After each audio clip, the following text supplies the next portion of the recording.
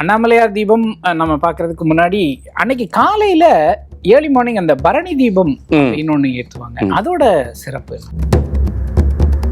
அருணாச்சலம்னு சொன்னாலே நமக்கு அது ஒரு நமக்கு ஒரு அமைதி தரக்கூடிய நாமம், புண்ணியத்தை தரக்கூடிய நாமம், நம்முடைய கர்ம வினைகளை அழிக்கக்கூடிய நாமம் அருணாச்சலம். அண்ணாமலைன்னு அந்த அண்ணாமலைக்கு அரோஹரான்னு அங்க இருந்து கேட்கணுங்க ஐயா. அங்க அது தனிதான். நம்ம டிவில பார்த்தாலும் இங்க பார்த்தாலும் கல்லே பெரிய கல்லு அப்படின்னு நினைக்கலாம் ஒரு மலைய. ஆனா அது வெறும் மலை இல்ல, வெறும் கல்லு இல்ல, சாட்சாத் சிவபெருமானேன்றதுக்கு பிரமாணம் இருக்கு. அதெல்லாம் வீட்டுல ஒரு பெண்ணு காதல 6 மணிக்குள்ள அந்த தீபத்தை விளக்கேத்தினா எழுந்தோன்னா முதல்ல நம்ம பார்க்க வேண்டியது தீபத்தை பார்க்கணும். அப்ப நம்ம யாருக்குன்னு பயப்படணும், எதுக்குன்னு கவலைப்படணும், ஏன் பொய் சொல்லணும், ஏன் ஏமாத்தணும், உண்மையா இருக்கணும், தர்மமா இருக்கணும், நல்ல வழியிலேயே செல்லணும், எந்த காரணத்தை கொண்டும் யாருக்கும் தவறு நினைக்க கூடாது.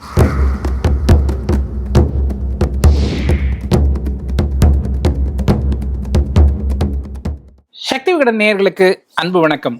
ஆன்மீக கேள்வி பதில்கள் நிகழ்ச்சி ரொம்ப சுவாரஸ்யமா போயிட்டு இருக்கு. ஒவ்வொரு வாரமும் ஏதோ ஒரு புதுமையான தகவலை, நமக்கு பயனுள்ள ஒரு வழிபாட்டு முறையை நம்ம தெரிஞ்சுக்கிட்டு வரோம்.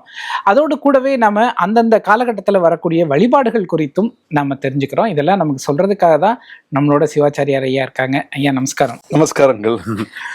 கார்த்திகை மாத சிறப்புகளை பார்த்தோம். நம்ம இப்போ கார்த்திகைனாலே அது திருக்கார்த்திகை தான். திருக்கார்த்திகை அந்த வைபவம் பத்தி தான், அதை பத்தின தகவல்களை நாங்க தெரிஞ்சுக்கணும் அப்படின்னு ஆசைப்படுறோம். இந்த ஆண்டு கார்த்திகை வைபவம் எப்போ வருது? இந்த ஆண்டு விஸ்வாவசு ஆண்டு கார்த்திகை மாதம் 17ஆம் நாள் புதன்கிழமை. ஆங்கிலப்படி பார்த்தோம்னால் டிசம்பர் மாதம் 3ஆம் தேதி 2025 திருக்கார்த்திகை தீபம் நம்ம அண்ணாமலையார் கஷேத்திரத்துல அண்ணாமலையார் தீபம். அண்ணாமலையார் தீபம் அதுல 2 இருக்குல்ல, சர்வாலய தீபம்னு போட்டிருப்பாங்க. அப்புறம் திருக்கார்த்திகை தீபம். நம்ம இந்த மாச நட்சத்திரம் பார்த்தோம்லங்க, மாச நட்சத்திரப்படி இந்த நட்சத்திரம் கிருத்திகா நட்சத்திரம். இந்த கிருத்திகா நட்சத்திரப்படி அந்த கஷேத்திரத்துல அண்ணாமலையார் தீபம். அது மாதிரி இங்க மற்ற ஆலயங்கள்ல பௌர்ணமி எங்க வச்சுட்டு பௌர்ணமி கணக்கு, அது அடுத்த நாள் சர்வாலய தீபம்னு சொல்லி பண்ணுவோம். ஓகே.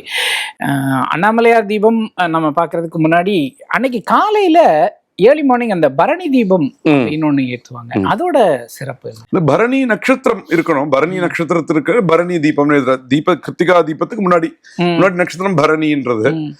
பரணின்றது அந்த பஞ்சபூதங்களுடைய ஒரு இதுவா அந்த உள்ளுக்குள்ள அந்த சிவாக்னி செய்து அந்த அண்ணாமலையாருடைய சந்நிதியில் அங்க விசேஷமா பண்ணுவா. அங்க செய்து சிவாக்னி செய்து அந்த ஒரே ஒரே சிவனுடைய ஒரு பார்த்தோம்னால் 5 முகங்கள் சிவபெருமானுக்கு. ஈசான, தத்புருஷ, அகோர, வாமதேவ, சத்யோஜாத என்று பார்த்திருக்கிறோம். அதுதான் பஞ்சபூதங்கள், பஞ்ச கிருத்தியங்கள் எல்லாமே இந்த 5ன்றது ரொம்ப முக்கியமானது. அப்ப இந்த 5 இது தீபமா அதாவா ஏத்துறது.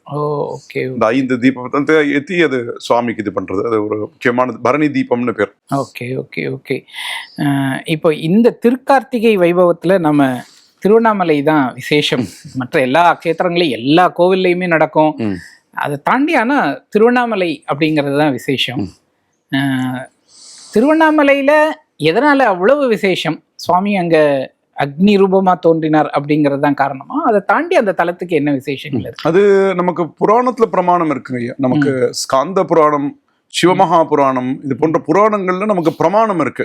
பிரமாணம் என்ன சொல்றது? இந்த க்ஷேத்திரத்துடைய மகிமையை, அருணாச்சல க்ஷேத்திரத்துடைய மகிமைன்னு நம்ம ஸ்காந்தத்துல பூர்வபாகம் உத்தரபாகம்னு இருக்கு. ஒரு பக்கம் பிரம்மா சனகருக்கு உபதேசம் பண்ண மாதிரி ஒரு 13 அத்தியாயங்கள், ஒன்னொருல நந்திகேஸ்வரர் மார்க்கண்டேயருக்கு உபதேசம் பண்ண ஒரு 24 அத்தியாயங்களாக ரொம்ப அழகா இருக்கு. ரொம்ப டீடைல்டா எப்படி திருவண்ணாமலை க்ஷேத்திரம் உலகத்திலேயே தனி க்ஷேத்திரம், ஏன் அது மற்ற மலைகளுக்கு இந்த மலை வேறுபாடு உடையது. பொதுவா சுவாமியே கல்லுன்னு நாஸ்திகால் அந்த ஒரு காலத்துல பேசியிருக்கா.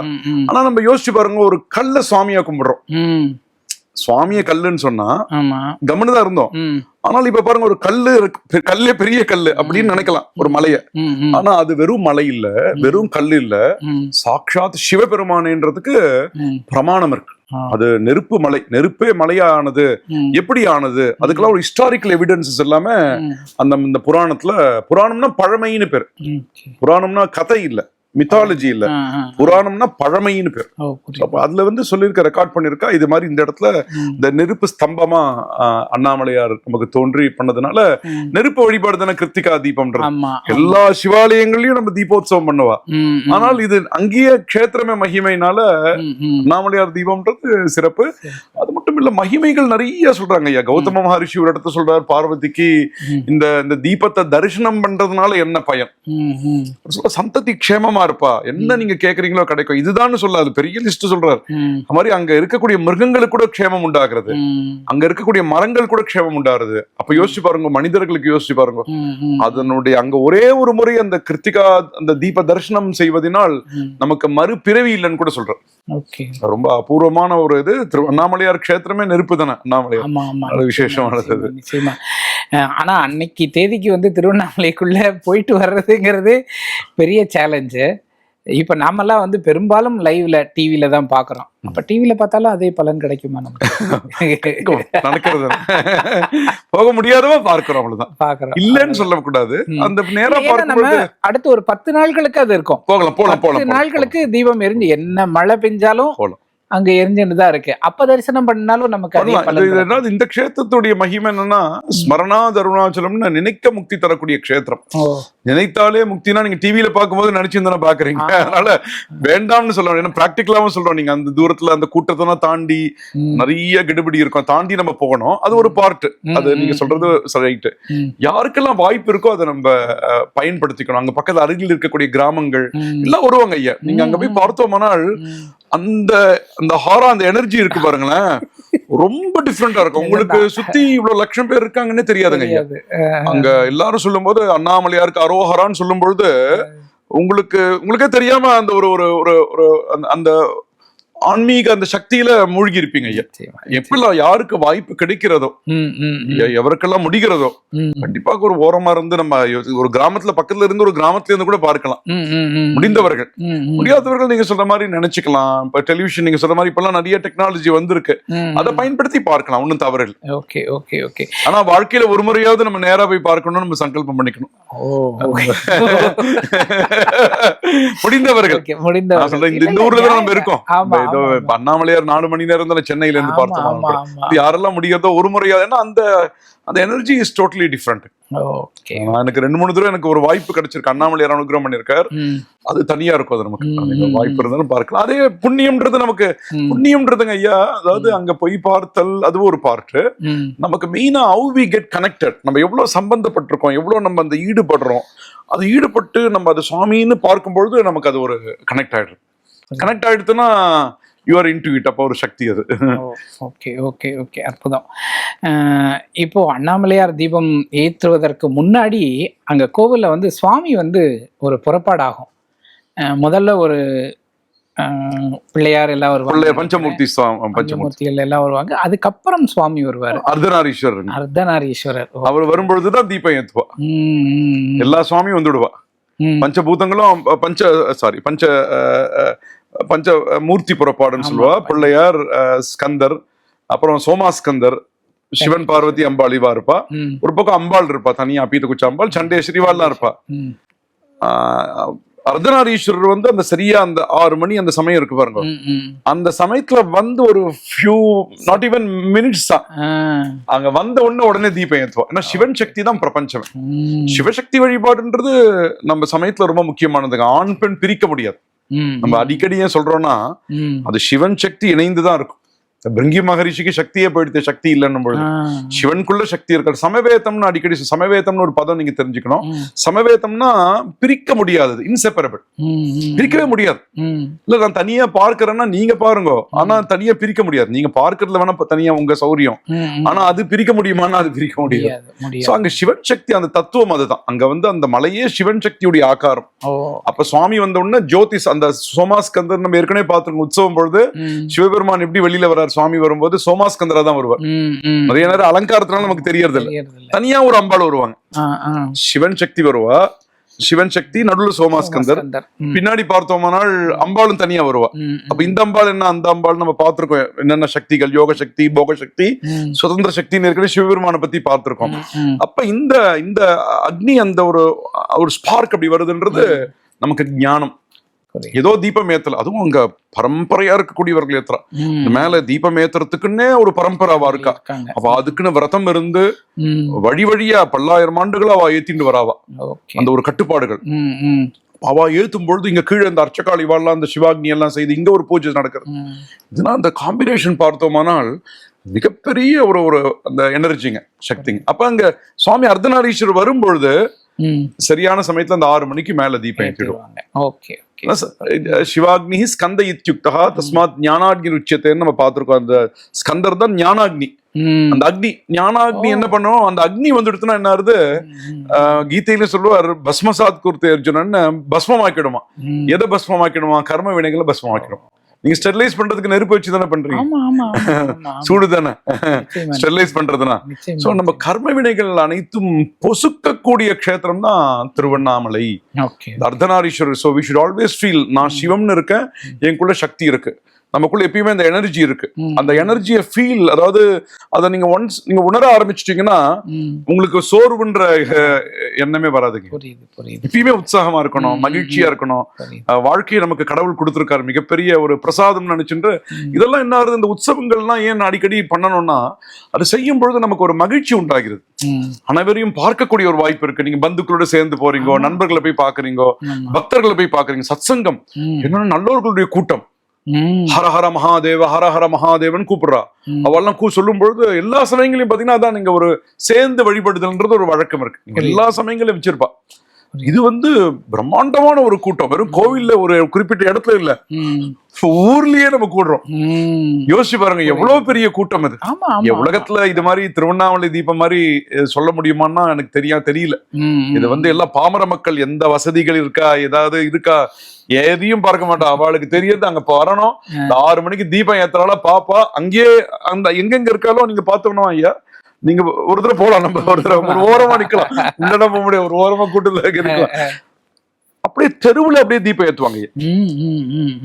தெருவுல அப்படியே அகல் இருக்கும், அந்த ரோட்ஸ் அப்படி இருக்கா. இந்த கிராமங்கள் இருக்காங்கன்னா அவளுக்கு அங்க ஏத்தும் போது இங்க கனெக்ஷன் ஆகுது. எப்படி நீங்க வைஃபை கூட நீங்க பாஸ்போர்ட் போட்டா கனெக்ட் ஆறீங்க, you are able to download things. அது மாதிரி அங்க தீபம் ஏத்தும் பொழுது, நான் இங்க தீபம் ஏத்தி வழிபடும் பொழுது அந்த சக்தி எனக்கு வருதுன்னு நான் நம்புறேன். எனக்கு அந்த சக்தி கிடைக்கிறது. அதனாலதான் நம்ம வழி வழியா பண்றோம். நிச்சயமா. அதனால அந்த ஒரு அண்ணாமலையார் தீபம் மிக சிறப்பானது. அந்த சுவாமியும் ஸ்வயம்பு கஷேத்திரம் ஐயா. அந்த திருவண்ணாமலை என்னன்னா ஸ்வயம்புன்னு சிவலிங்க பிரதிஷ்டைகள்ல நிறைய இது இருக்கு. பிரதிஷ்டைனா நம்மளே ஸ்டாண்ட் அர்த்தம், பிரதிஷ்டானா அங்க நிலைநிறுத்துதல். இது ஸ்வயம்பு, தானா தோன்றிய சிவலிங்கம். அதனால சிவலிங்கம் பார்த்தோம்னா தானா தோன்றிய லிங்கம் ஒரு ஷேப் இருக்காது. நீங்க ஆவுடையார் வேற, ஆவுடையார் அப்புறம் வைப்பா, ஆவுடையார் சக்தி பாகம். லிங்கமானது அப்படியே வரும். எப்படி ஒரு மரம் அப்படியே வருது, மரம் இயற்கையா வருது பாருங்க. அந்த இடத்துல கல்லுன்றது கல்லு அந்த ரூபத்துல ஸ்வயம்பு சிவபெருமான் நான் இங்க இருக்க, இந்த சக்தி இங்க இருக்குன்னு நமக்கு காண்பிப்பான். எப்படி ஒரு டவர் கனெக்ட் பண்றது, அந்த ஸ்வயம்பு கஷேத்திரம். இந்த அக்னி நீங்க அங்க சென்றவர்களுக்கு எல்லாமே தெரியும். அந்த திருவண்ணாமலை உள்ள போனாலே அந்த அக்னி கிட்ட பக்கத்துல இருந்தா உங்களுக்கு என்ன ஃபீலிங் இருக்குமோ அந்த ஃபீலிங் நீங்க உணரலாம். திருவண்ணாமலை மூலஸ்தானத்துக்கு நீங்க போனோமானால் நீங்க போய் தரிசனம் பண்ணிட்டு வருவோம் பாருங்க, நீங்க சுவாமி சிவபெருமானு தரிசனம் பண்ண ஒரு ஃபீலிங் இருக்கும். ஒரு அக்னியை பார்த்தா எப்படி நமக்கு அந்த சக்தி கிடைக்குது. தினமுமே அக்னியை பார்க்கணும். அதெல்லாம் வீட்டுல ஒரு பெண்ணு காதல 6 மணிக்குள்ள அந்த தீபத்தை விளக்கேத்தினா எழுந்தோன்னா முதல்ல நம்ம பார்க்க வேண்டியது தீபத்தை பார்க்கணும். தீபத்தை வீட்டுல ரொம்ப எளிமைங்க. தினமுமே வீட்டுல ஒரு விளக்க ஏத்திடலாம். எழுந்து யார் முதல்ல எழுந்துக்கிறாளோ அவ தீபத்தை ஏத்திடுறா. எல்லாம் எழுந்து அந்த தீபத்தை பார்த்தாலே இதுனா எளிமையான வழிகள் நம்ம சாஸ்திரம் சொல்லியிருக்கு. அங்க அண்ணாமலையார் சாட்சாத் அதான் ஏக ஆக்கார சமஸ்தலோக ஜனகம். போன தடவை பேசும்போது சொன்ன அந்த தியானம் கூட ஒரே ஆக்காரம் சமஸ்தலோக ஜனகம், உலகம் முழுக்க அது அந்த சிவன் தான் சோர்ஸ் நமக்கு. அதனால அந்த அருணாச்சலம்னு ருணம்னா கடன்னு பேருங்க. ருணம்னா கடன், அருணாச்சலம்னா 2. அருணம்னா நெருப்புக்கு பேர், சிகப்புக்கு பேர். அருணாச்சலம்னா அந்த அச்சலம்னா மலை, சல் டு வாக். அச்சலம்னா விச் கேனாட் வாக், மலைக்கு பேரு அருணாச்சலம். அப்படி ருணம்னா கடனும் பேர். நான் ருணம், இந்த அருணம்னா இந்த அருணம்னா கடன் இல்லாமல் இருக்கு. நமக்கு லௌகிகமாவும் கடன் இருக்காது, நல்ல வெல்தி ஆகும். சிவபெருமான நீங்க வழிபட நல்ல வெல்த் வரும். நிறைய பேர் சிவனை வழிபட்டா எனக்கு மோட்சம் தான் கிடைக்கும், வெல்த் வராதுன்னு நினைக்கிறா. குபேர சகான்னு குபேரனுக்கு நல்ல நண்பர் சிவபெருமான் தான். அதனால அதுவும் கிடைக்கும். அது மட்டும் இல்லாமல் நம்முடைய கர்ம வினைகள் அழிக்கப்பட்டு நமக்கு ஒரு அமைதியான வாழ்க்கையை கொடுக்கக்கூடியது எளிமையான வழிபாடு. இந்த வழிபாடு பார்த்தோம்னா நீங்க பாருங்களேன், நீங்க ஒண்ணுமே பண்ண வேண்டாம். அங்க போற இல்ல நீங்க வீட்லயே போய், நம்ம வீட்டுலன்னா நீங்க வீட்டுல இது மாதிரி நீங்க சொல்ற மாதிரி டிவியில வச்சுட்டு நம்ம வீட்டுல தீபம் ஏத்துவாங்க. எங்க வீட்டுல அது பழக்கம் இருக்கு. எங்க வீட்டுல தீபம் ஏத்திடுவாங்க. அந்த சமயத்துல இது பாப்பாங்க, அவ்வளவுதான். எவ்வளவு எளிமையான ஒரு வழிபாடு, ஆனால் மிகவும் சக்தி வாய்ந்தது. அருணாச்சலம்னு சொன்னாலே நமக்கு அது ஒரு நமக்கு ஒரு அமைதி தரக்கூடிய நாமம், புண்ணியத்தை தரக்கூடிய நாமம், நம்முடைய கர்ம வினைகளை அழிக்கக்கூடிய நாமம் அருணாச்சலம். அண்ணாமலைன்னு அந்த அண்ணாமலையார், அண்ணாமலைக்கு அரோஹரான்னு அங்க இருந்து கேட்கணுங்க ஐயா. அங்க அது தனிதான். நம்ம டிவில பார்த்தாலும் இங்க பார்த்தாலும் நேரா பாக்குறச்சு அது ஒரு வாய்ப்பு. நம்ம யாருக்கெல்லாம் வாய்ப்பு கிடைக்கிறச்சோ போய் தரிசனம் பண்ணணும். Okay okay okay. இப்போ அண்ணாமலையார் தீபம் ஏத்தியாச்சு. இப்ப நம்ம வீட்டுல வந்து நாம வழிபாடுகள் செய்யணும். அன்றைக்கு தேதியில என்னென்ன செய்யணும்? சிவபெருமானுக்குன்னு ஒரு விரதம் இருக்கலாங்க. காத்தால இருந்து ஆகாரம் இல்லாமல், இதெல்லாம் நான் சொல்றது எப்பயுமே நான் சொல்றது யாருக்கெல்லாம் முடியாதவர்களுக்கு இதெல்லாம் டயட், இது டயபெட்டிக்கு அப்படின்னா கிடையாது. அப்படின்னா நல்லா சாப்பிடுங்க. இது வந்து யாருக்கு முடிகிறதோ காத்தால இருந்து ஒன்னும் சாப்பிடாமல் எல்லாம் மிதாகாரம் பழங்களும் சாப்பிட்டுட்டு விரதம், அதாவது சாயங்காலம் தீபம் ஏத்துறா பாருங்க, தீபம் ஏற்றிய பிறகுதான் சாப்பிட வேண்டும். சரி. இன்னைக்கு அந்த ஊர்லன்னா பாத்தீங்கன்னா நிறைய இடங்கள் இன்னைக்கு அந்த கட்டுப்பாடு வச்சிருக்கா, பல இடங்கள்ல அது மாதிரி வச்சுட்டு இருக்கா. அது ஒண்ணு. இரண்டாவது சிவபெருமான் சார்ந்த தோத்திரங்கள், அது நீங்க நிறைய சொல்லலாம். பிரார்த்தனை நிறைய பெண்ணாகும். மனசு வந்து ஒருநிலைப்படும். அந்த எனர்ஜி மைண்ட் அதோடய இருப்போம், அந்த சிந்தனையாவே இருப்போம். இப்ப நான் இல்ல நான் இன்னைக்கு விரதம் தான், இன்னைக்கு நீங்க ஒன்னும் சாப்பிட போறது இல்ல, நான் தூங்க போறேன்னா தப்பு. நீங்க தூங்குற அளவு உங்களுடைய விரதம் இருக்குன்னா தவறு. தூங்கக்கூடாது. விரதத்தனைக்கு முக்கியமானது தூக்கம் இருக்கக்கூடாது. நம்ம வந்து ஆக்டிவா இருக்கணும். மினிமம் நம்ம ஏதாவது வேணா மினிமம் வேலை பண்ணணும். அது பண்ணிட்டு சுவாமி சிந்தனையாவே, சுவாமி சம்பந்தமான பிரார்த்தனைகள், சுவாமி சம்பந்தமான பாடல்கள், சுவாமி சம்பந்தமான சரித்தங்கள் கேட்கறது, சிவபுராணங்களை கேட்கறது, அது கேட்க அது மாதிரி இருக்கலாம். அது மாதிரி பண்ணிட்டு இருந்தா சரியானது. சாயங்காலம் முக்கியமா தீபம் ஏத்துறது தொடர்பாக எல்லா நம்ம கிட்ட நிறைய விளக்குகள் நம்ம போன ஆண்டு வாங்கி இருப்போம், அதெல்லாம் மிச்சம் இருக்கும். அதையே இந்த ஆண்டும் பயன்படுத்தலாமா? எப்படி புதிய தீபங்கள் வாங்கணுமா? அகல்கள் வாங்கணுமா? மண் விளக்கு மட்டும், மண்ணா அகலா இருந்தா நீங்க வந்து பித்தளையோ அது மாதிரி இருந்தா யூஸ் பண்ணலாங்க ஐயா. ரெகுலர் விளக்கு இருக்கு பாருங்க, அதை வாங்கிக்கலாம். மண் அகல் மட்டும் ஒரு தடவைக்கு மேல யூஸ் பண்ணக்கூடாதுங்க. நீங்க இந்த தீபம் ஏத்துறீங்கன்னா இந்த ஒரு மாசம் ஏத்துறீங்கன்னா அதோட அடுத்த வருஷம் வேறதான் ஏத்தணுங்க. மண்ணுக்கு மறுபடியும் யூஸ் பண்ற சக்தி இல்லைங்க. ஆனா இந்த ஒரு மாதம் ஏத்திக்கலாம். அது எதுக்கு நீங்க எடுத்தீங்களோ ஏத்தி முடிச்சுட்டு நீங்க அது மண்ணா போயிடும். மண்ணு நம்ம இது பண்ணக்கூடாதுங்க, திரும்பி யூஸ் பண்ணக்கூடாது. மற்ற இது நீங்க பித்தளையில வச்சிருக்கீங்க, வெள்ளியில வச்சிருக்கீங்க, நீங்க தேய்ச்சி யூஸ் பண்ணலாம். ஆனால் இதுல மண்ணு வந்து மறுபடியும் யூஸ் பண்ணக்கூடாது. இதுதான் ரொம்ப அழுக்காயி அதுலயே எண்ணெய் ஊத்தி ஏத்துவா, பளிச்சு நம்ம முகம் தெரியணுங்க. எங்க வாத்தியார் மாமி சொல்லுவாங்க, அந்த முகம் நீங்க விளக்கு ஏத்தும் பொழுது உங்க முகம் தெரியணும் பண்ணுவாங்க. விளக்கே டெய்லியுமே தேக்கணும். நம்ம வீட்லயே நம்ம காமாட்சி விளக்குன்னு இருக்கு பாருங்க, அதெல்லாம் பாசி படுதுன்னா இருக்க கூடாது. எங்க வாத்தியார் மாமி தான் ஞாபகம் வரும், உன் முகம் தெரியணும் பண்ணுவாங்க. செவ்வாய் வெள்ளியை தவிர்த்து மற்ற எல்லா நாளும் தேய்க்கலாம். நம்ம எப்படி ஸ்நானம் பண்றோம், 2 நிமிஷம் அபிஷேகம் பண்ற மாதிரி வச்சுக்கோங்க. விளக்கு எடுத்துக்கோங்க, நல்லா தேய்ங்க, நல்லா தேய்ச்சிட்டு ஒரு அபிஷேகம் பண்ற மாதிரி பண்ணிட்டு சுத்தம் பண்ணி விளக்கு ஏத்துக்கலாம். 5 நிமிஷம் தானே, 5 நிமிஷம் தானே. மனசும் விளக்கு என்ன நாங்க ஐயா, இது வெறும் இட்ஸ் நாட் ஜஸ்ட் லைட், இது ஏதோ வெளிச்சம் இல்ல. வெளிச்சம்னா நீங்க லைட் போட்டுக்கலாமே. அந்த தீபம் என்ன ஆகுங்க ஐயா, அந்த வெளிச்சம் வந்து நமக்கு ஒரு ஆற்றல் தரும். அந்த நல்லெண்ணெயோ நம்ம நெய்யோ அது சொல்லும் பொழுது அதற்கெல்லாம் ஒரு சக்தி இருக்குங்க. அது என்விரான்மெண்ட்ல அது வந்து சக்தியை நமக்கு கொடுக்குது. நம்மளுடைய சிந்தனையே மாறும், நமக்கு ஆரோக்கியம் கிடைக்கும். அப்ப நம்ம வீட்டுல தீபம் ஏத்தலாம். நிவேதனங்கள்லாம் விசேஷமா பண்ணுவா, அப்பா மாதிரி பண்ணுவா. அது மாதிரி ஒவ்வொரு ஊர் வழக்கம். நெற்பொரினால அந்த பொரி உருண்டை எல்லாம் பண்ணுவா. எங்களுக்கு சிறு வயதுல தீபம் தான் தெரியும், பொரி உருண்டை வரும். அந்த பொரியே அப்பதான் எனக்கு தீபம்னா என்ன தெரியும், பொரி உருண்டை கிடைக்கும்னு தெரியும் சின்ன வயசுல. அதனால குழந்தைங்களுக்கு, அதாவது நான் சிலதுனா சொல்றதுன்னா ஐயா, நான் அதாவது சிறு வயதில் நான் எப்படி பார்த்தேன், இப்பொழுது நான் எப்படி பார்க்கிறேன். சிறு வயதில் எனக்கு அது ஒரு ஆகாரம் கிடைக்கும், எல்லாரும் பண்ணுவா, எல்லாரும் அன்னைக்கு கொஞ்சம் பட்டாசு வெடிப்பா, தீபாவளி பட்டாசு வந்து அன்னைக்கு கொஞ்சம் அப்படிதான் தெரிஞ்சது. இப்ப பார்க்கும்போது ஞானத்தை தரக்கூடிய நாள், என்னுடைய பாபங்களை போக்கக்கூடிய நாள் இப்ப புரியுறது. சோ தவறில்ல, அந்த வயசுல அது மாதிரி இருக்கணும். இப்பயே நான் வெறும் நெற்பொறியில தான் இருந்து தப்பாயிடுது. இப்பொழுது வந்து நான் இது வந்து கர்ம வினைகளை போக்கிக் கொள்ளக்கூடிய ஒரு நாளாகவும் அனைவருக்காகவும் வேண்ட வேண்டும். சிவபெருமான் அபண்டன்டா இருக்கு, நிறைய இருக்கு, பிரபஞ்சம் முழுக்க எல்லாமே அவர் மூலியமா தான் வந்ததுனால வேண்டும் பொழுது எப்பொழுதுமே ஐயா எப்பயுமே நமக்கு மட்டும் வேண்டக்கூடாது. நாத்திகனும் நன்றாக இருக்க வேண்டும். நான் திரும்பி ஏன் நாஸ்திகன் சொல்றேன்னா, அவரும் நம்முடைய குழந்தைகள் தான், தெரியாத வாழ்க்கை. நான் மறுபடியும் அவங்கள பார்த்தா நான் கவலைப்படுவேன். ஏன்னா அவங்களுக்கு தெரியலையே, அவன் தெரியலையே, எல்லாம் பிரபஞ்சத்துக்கு எல்லாம் சிருஷ்டி அவர் தானே, கர்த்தா அவர் தானே அப்படின்னு ஈஸ்வரன் பேர், ஈஸ்வரன் பேர், பிரபுஹூன் பேர். பிரபுஹூன்னா அப்ரேரியான்னு மற்றவர்களெல்லாம் கட்டுப்படுத்த முடியாதவன் பேர் சிவனுக்கு. ஏகா, ஒரே ஒருவர் அவர் தான். இதெல்லாமே நம்ம ஆகமங்கள்ல பிரமாணம் இருக்குங்க. ஆகமங்கள் சிவாகமங்கள்னு பேரு, வைஷ்ணவாகமம் நம்ம அதெல்லாம் பார்க்கணும் தனியாவே அதை பத்தி. அதுல வந்து பிரபுன்னு சொல்றாரு, இது வந்து சம்ஸ்கிருத பதம். கர்த்தானா செய்பவர்னு பேரு, கர்த்தானா செய்பவர், இந்த உலகத்தை செய்தவர் அவர் தான். பதங்கள்லாம் நம்ம தெரிஞ்சுக்கணும். இந்த பதங்கள்லாம் ஈஸ்வரன், ஈஸ்வரன்னா எல்லாத்துக்கும் தலைமையானவர், அனைத்தையும் செய்யக்கூடிய சாமர்த்தியம் உடையவர். உங்ககிட்ட எல்லாம் இருக்கு, அப்ப நம்ம யாருக்குன்னு பயப்படணும், எதுக்குன்னு கவலைப்படணும், ஏன் பொய் சொல்லணும், ஏன் ஏமாத்தணும், உண்மையா இருக்கணும், தர்மமா இருக்கணும், நல்ல வழியிலேயே செல்லணும், எந்த காரணத்தை கொண்டும் யாருக்கும் தவறு நினைக்க கூடாது.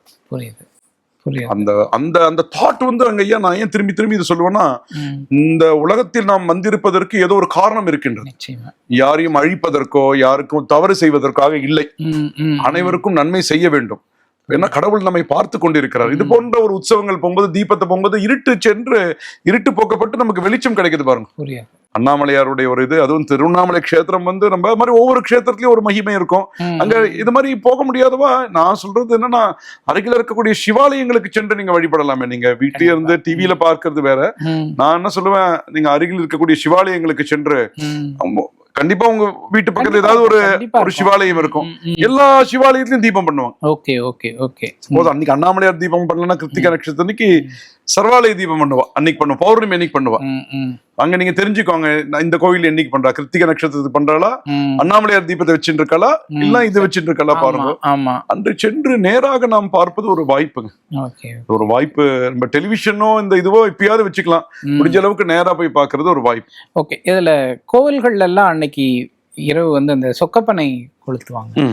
அந்த சொக்கப்பனை என்ன, எதுக்காக கொளுத்துறது? சொக்கப்பனைன்றது இது வந்து நம்மளுடைய அந்த தீமைகள்லாம் போக்கப்பெற்று நமக்கு நன்மைகள் கிடைக்கக்கூடியது ஒரு இது. அது தீமைகள்லாம் போக்கப்படுகிறது, நன்மைகள் கிடைக்கக்கூடிய ஒரு இதுவா சொல்றாரு. Okay okay okay okay okay almost நம்ம வந்து கார்த்திகை தொடர்பான பல விஷயங்களை நம்ம இன்னைக்கு பேசியிருக்கோம். நேர்களே, உங்களுக்கு இந்த எபிசோட் ரொம்ப பிடிச்சிருக்கும்னு நினைக்கிறேன். கார்த்திகை தீபம் தொடர்பாக அடிப்படையான கேள்விகள் எல்லாம் கேட்டிருக்கேன். இதுக்கு முன்னாடியும் நம்ம வந்து 2-3 எபிசோட் பண்ணியிருக்கோம். அதோட லிங்க்ஸ் வந்து உங்களுக்கு டிஸ்கிரிப்ஷனில் இருக்கும், கொஞ்சம் பார்த்தீங்கன்னா கிடச்சிடும் உங்களுக்கு. ஏன்னா 120 எபிசோடை தாண்டி போயிருக்கோம், எல்லாத்தோட லிங்க்குமே நம்ம வச்சுருக்கோம். அதுலேயும் குறிப்பாக இந்த கார்த்திகை மாதத்துக்கு உண்டானதை நான் முதல்ல எடுத்து வைக்கிறேன். வாய்ப்பு இருக்கிறவங்க அதையும் பாருங்கள்.